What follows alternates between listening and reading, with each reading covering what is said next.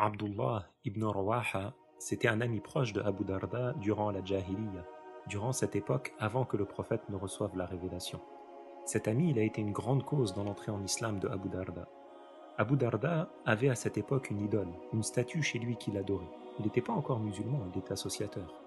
Et un jour, son ami Abdullah a eu l'intention ferme de faire ce qui allait être utile pour Abu Darda.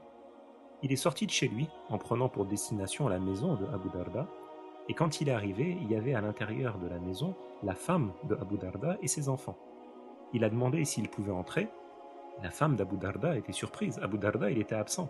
Mais elle connaissait Abdullah comme un ami de son mari. Elle pensait le bien de lui. Alors elle l'a laissé entrer. Puis elle est retournée à ses occupations dans la maison. Abdullah s'est rendu dans la pièce où se trouvait l'idole qu'adorait Abu Darda.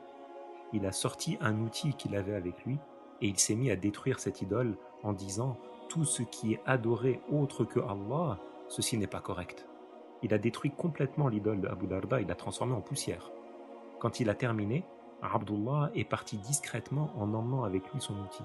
Il était fier de ce qu'il avait fait, mais il pensait quand même que ça allait entraîner un impact sur sa relation avec Abu Darda. Abdullah voulait défendre la vérité, il ne craignait pas les réactions des gens. C'est comme ça qu'étaient ceux qui se sont tenus auprès du messager de Allah et qui l'ont défendu. Quand Abu Darda est rentré chez lui après avoir terminé son commerce, il a retrouvé son épouse, mais il l'a vue en train de pleurer, elle était effrayée, elle avait peur. Elle regardait Abu Darda avec crainte, elle tremblait. Abu Darda lui a demandé ce qu'elle avait, et elle lui a répondu juste « Abdullah ibn Rawaha ». Uniquement ça, et elle s'est tue. Abu Darda a insisté, il lui a dit « Qu'est-ce qui s'est passé avec Abdullah ?» Elle lui a dit « Il est venu pendant que tu étais absent. Il est rentré dans la maison et il a détruit ton idole, il l'a réduit en poussière. » Abu Darda, il est parti dans la pièce où se trouvait son idole, il a regardé la situation et sa colère allait monter. Il est resté comme ça pendant un temps, le temps de se calmer. Et quand la colère est partie, il s'est mis à se poser des questions.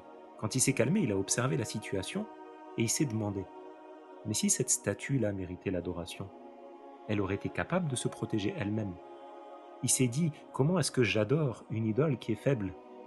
Et en fait, il a fini par en conclure « Par Allah !» Il s'est dit « Je me suis égaré » et on dirait bien que Abdullah ibn Rawaha avait vu mon ignorance et avait vu mon égarement. Abu Darda est parti directement auprès de Abdullah. Quand il est arrivé, Abdullah se posait des questions. Il se demandait ce qu'Abu Darda allait lui dire. Abu Darda lui a posé la question.